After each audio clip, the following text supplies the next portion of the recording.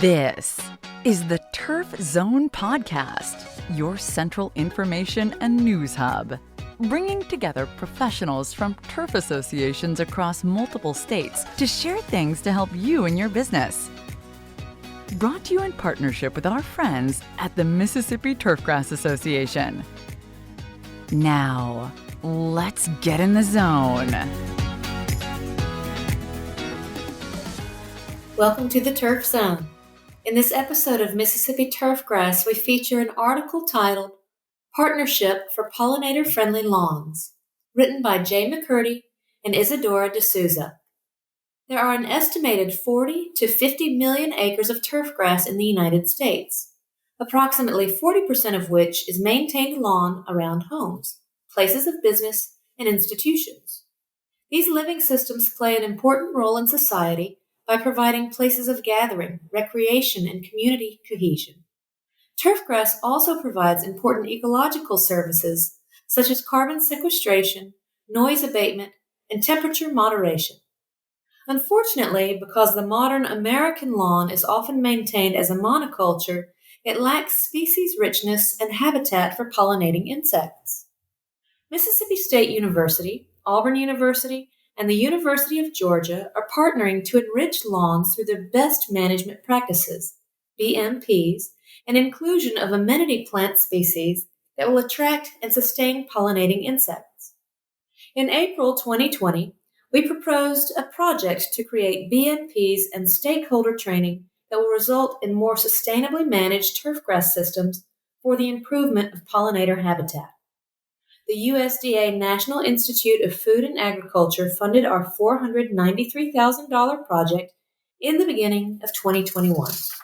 The project will employ at least 3 graduate students, 1 at each institution for the project. At Mississippi State, co-author Isadora de Souza will manage much of our state's research responsibilities.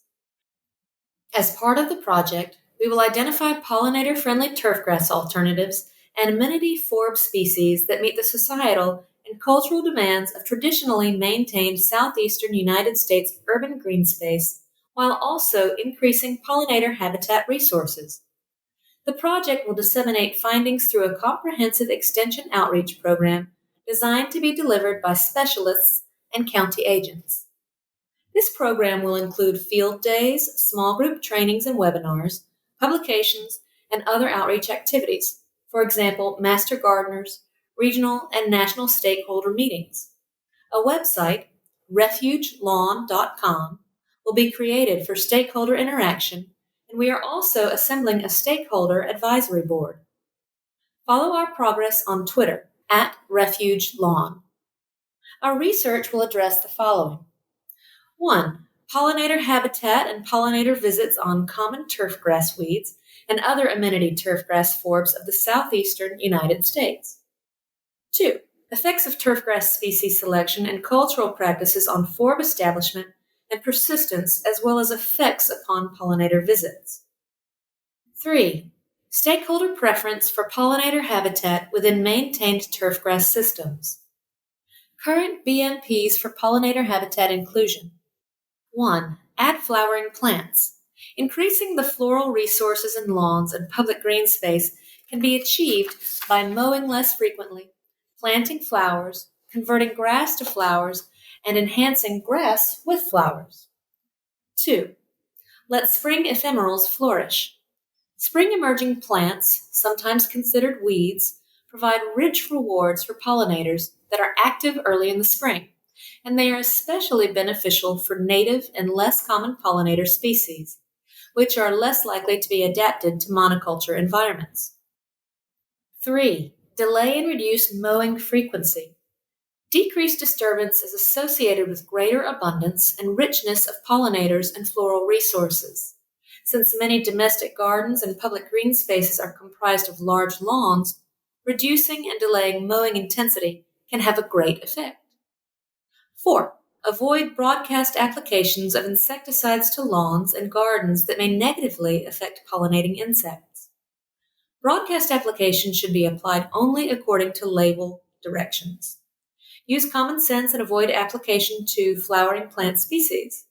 Turfgrass managers can minimize pollinator exposure to insecticides by restricting foliar insecticide applications to early morning or late evening. 5. Include flowering shrubs, trees, and forbs in the landscape. Increase wild, unmanaged areas, including native weeds, and leave a minimally maintained refuge area. These common sense practices can be aesthetically pleasing when a beauty strip of clean-cut lawn or mulch is included adjacent to or surrounding the refuge. 6. Increase nidification, nest building, by improving nesting sites. Bare ground for soil nesting species and trap nests for cavity nesting bees and wasps are easy to add to any lawn. 7. Create biodiverse corridors. Habitat connectivity is important for all wildlife species, not just pollinators. Roads, fences, and expansive monoculture, both of lawns and agriculture, contribute to habitat segmentation. By coordinating with neighbors and municipalities, landscape design and its ecosystem services are enhanced by connecting habitats. 8. Establish institutional and organizational strategies for a coordinated approach. Effective knowledge exchange among policymakers, scientists, stakeholders, and industry professionals is key to effectively increasing pollinator habitat. It is easy to imagine a coordinated approach for national, regional, and local green industry companies to adopt these BMPs. Forward-thinking companies will find a way to include refuge lawns on stakeholder properties, and they'll make money doing it. Dr. J. McCurdy is a turfgrass extension specialist and an associate professor. Isadora de Souza is a graduate research assistant and PhD student. She holds a Master of Science in Entomology from Federal University of Lavras in Brazil. Both are within the Department of Plant and Soil Sciences at Mississippi State University. For all figures, photos, and resources associated with this article, please check out our show notes. Don't miss an episode of Mississippi Turfgrass. Subscribe at Apple Podcasts, Spotify, or wherever you get your podcasts. You can also visit us at theturfzone.com. You've been listening to The Turf Zone. For more episodes of The Turf Zone, visit theturfzone.com and subscribe on Apple Podcasts, Stitcher, or your favorite podcast app.